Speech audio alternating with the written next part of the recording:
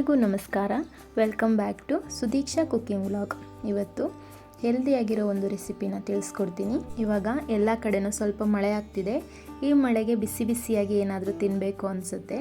ಹಾಗಾಗಿ ನಾನಿವತ್ತು ಬೀಟ್ರೂಟ್ ಕಟ್ಲೆಟ್ನ ಮಾಡಿದ್ದೆ. ಇದನ್ನು ಮಾಡೋದು ತುಂಬ ಸುಲಭ, ಟೇಸ್ಟ್ ಮಾತ್ರ ಅದ್ಭುತವಾಗಿರುತ್ತೆ. ಬೀಟ್ರೂಟ್ ಕಟ್ಲೆಟ್ ಮಾಡೋಕ್ಕೆ ಏನೇನು ಬೇಕು ನೋಡೋಣ.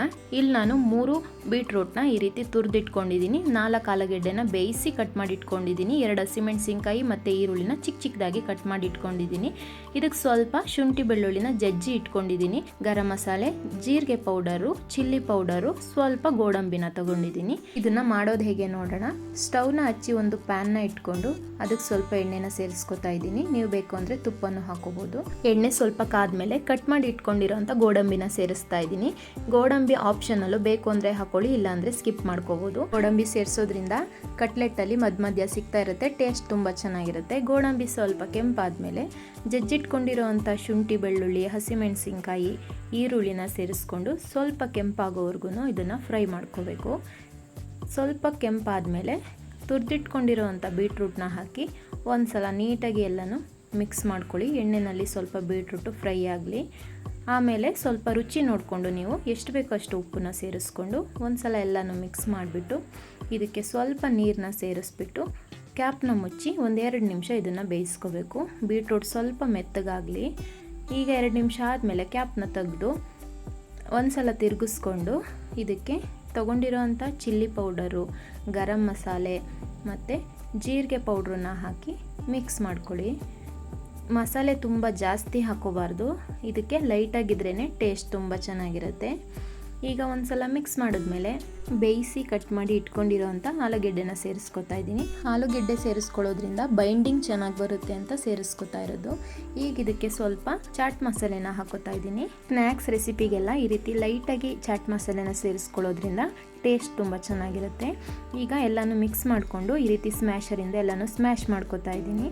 ಆಲೂಗೆಡ್ಡೆ, ಬೀಟ್ರೂಟ್ ಎಲ್ಲ ಚೆನ್ನಾಗಿ ಮಿಕ್ಸ್ ಆಗಬೇಕು. ಈಗ ಅದನ್ನು ಒಂದು ಬೌಲ್ಗೆ ಹಾಕ್ಕೊಂಡು ಅದು ಸ್ವಲ್ಪ ತಣ್ಣಗಾದ್ಮೇಲೆ ಅದಕ್ಕೆ ಕಟ್ ಮಾಡಿ ಇಟ್ಕೊಂಡಿರೋವಂಥ ಕೊತ್ತಂಬರಿ ಸೊಪ್ಪನ್ನ ಸೇರಿಸ್ಕೊತಾ ಇದ್ದೀನಿ. ಈಗ ಎಲ್ಲನೂ ಮಿಕ್ಸ್ ಮಾಡಿಬಿಟ್ಟು ನಿಮಗೆ ಯಾವ ಶೇಪಲ್ಲಿ ಬೇಕೋ ಆ ಶೇಪಲ್ಲಿ ನೀವು ಕಟ್ಲೆಟ್ನ ರೆಡಿ ಮಾಡ್ಕೋಬೋದು. ನಾನಿಲ್ಲಿ ರೌಂಡಾಗಿ ಮಾಡ್ಕೋತಾ ಇದ್ದೀನಿ.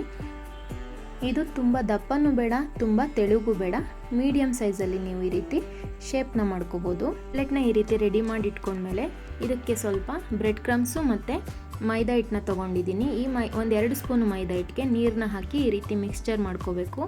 ಇದರಲ್ಲಿ ಕಟ್ಲೆಟ್ನ ಡಿಪ್ ಮಾಡ್ಕೊಳ್ಳಿ. ಇದನ್ನು ತುಂಬ ತೆಳುಗೂ ಮಾಡ್ಕೋಬೇಡಿ, ಗಟ್ಟಿಗೂ ಮಾಡ್ಕೋಬೇಡಿ, ಇಷ್ಟಿದ್ರೆ ಚೆನ್ನಾಗಿರುತ್ತೆ. ಈಗ ಮೈದಾ ಹಿಟ್ಟಲ್ಲಿ ಡಿಪ್ ಮಾಡಿ ಈ ಬ್ರೆಡ್ ಕ್ರಮ್ಸ್ ಮೇಲೆ ಈ ರೀತಿ ಟ್ಯಾಪ್ ಮಾಡಿದ್ರೆ ಅದೆಲ್ಲ ನೀಟಾಗಿ ಅಂಟ್ಕೊಳ್ಳುತ್ತೆ. ಈ ರೀತಿ ಎಲ್ಲ ಕಡೆನೂ ಬ್ರೆಡ್ ಕ್ರಮ್ಸು ಕಟ್ಲೆಟ್ಗೆ ನೀಟಾಗಿ ಅಂಟ್ಕೊಳ್ಳೋ ಥರ ಮಾಡ್ಕೋಬೇಕು. ಹೀಗೇ ಎಲ್ಲನೂ ರೆಡಿ ಮಾಡ್ಕೊಂಡಿದ್ದೀನಿ. ಇವಾಗ ಇದನ್ನು ಒಂದು 10 ನಿಮಿಷ ಇದನ್ನು ಫ್ರಿಜ್ನಲ್ಲಿ ಇಟ್ಕೋಬೇಕು. ಯಾಕಂದರೆ ಇದು ನೀಟಾಗಿ ಸೆಟ್ ಆಗುತ್ತೆ. ಅದಾದ ನಂತರನೇ ನೀವು ಇದನ್ನು ಶಾಲೋ ಫ್ರೈ ಮಾಡ್ಕೋಬೇಕು.